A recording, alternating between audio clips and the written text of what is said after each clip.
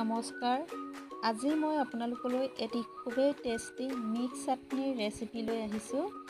আশা কৰোঁ আপোনালোকে মোৰ ৰেচিপিটো চাই ভাল পাব। আৰু আপোনালোকে যদি মোৰ চেনেলটো প্ৰথমবাৰৰ বাবে চাইছে তেনেহ'লে লাইক, শ্বেয়াৰ, ছাবস্ক্ৰাইব আৰু কমেণ্টছ কৰি জনাব। তেনেহ'লে পলম নকৰি বলকচোন চাটনিৰ সোৱাদ লওঁ। চাটনি বনাবৰ বাবে মই লৈছোঁ নৰসিংহৰ পাত অলপ, মছন্দৰী পাত অলপ লৈছোঁ, পুদিনাৰ পাত অলপ লৈছোঁ, মান ধনিয়াৰ পাত অলপ লৈছোঁ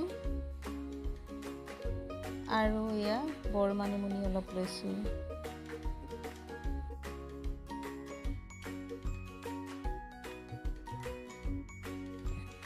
দুটা বিলাহী দুফাল কৰি কাটি লৈছোঁ।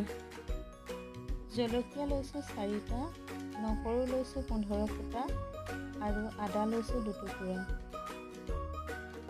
এতিয়া মই মিক্সি জাৰ এটাতে নৰসিংহ, মছন্দৰী, পুদিনা, মান ধনিয়া আৰু বৰমানিমুনিখিনি দি দিছোঁ আৰু লগতে কাটি ৰখা নহৰু, আদা, বিলাহী আৰু জলকীয়া কেইটা দি দিছোঁ।